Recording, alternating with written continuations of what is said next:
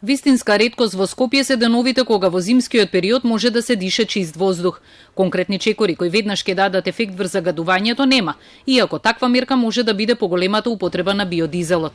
Но ова прашање со години не е уредено со закон. Институциите молчат на прашањето која е причината зошто не се носи закон или барем правилници за задолжително замешување на дизел горивата со чист биодизел, регулатива која се најавува секоја година почнувајќи од 2007-та. Прецизен одговор нема како да се зголеми искористеноста на биогоривата и дали од пазарот конечно ќе се исклучи екстра лесното масло, кое иако е со закон забрането, се користи како гориво за транспорт, бидејќи е поевтино, а значително влијае на загадувањето. Екстра лесното гориво има 100 пати повеќе сулфур од обичниот дизел и е забрането за употреба во земите од регионот, вклучително и во Косово, дури и за греење. Нејасно е зошто институциите не постапуваат кон укинување на оваа така наречена црвена нафта, ниту пак се изедначува цената со дизелот, што е светска пракса. Мислам дека треба од резервите државни кои што ги имаме во Македонија да ги снабдиме училиштата и градинките по цени кои што се за екстра лесно гориво, за да не страдаат тие институции, иначе ретко кои се грее на нафта и мислам дека да, таму има злоупотреби и јас лично моje мислење е дека таму треба да се промени, тоа да се со тек на време укине, меѓутоа треба да се направи анализа да не се наштети врз некои структури. Што се однесува, значи, а дека има злоупотреби, да, има злоупотреби и тие тешко и се откриваат.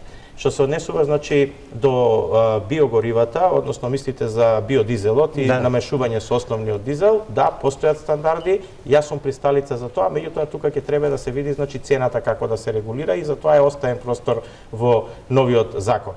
Европската директива за примена на алтернативните горива ДАФИ јасно пропишува да се зголеми опфатот на употреба на биодизелот и другите алтернативни горива. Таа е задолжителна за земите членки на Европската унија, но дали Македонија ќе пристапи кон нејзина примена, како земја која сака да стане дел од големото европско семејство?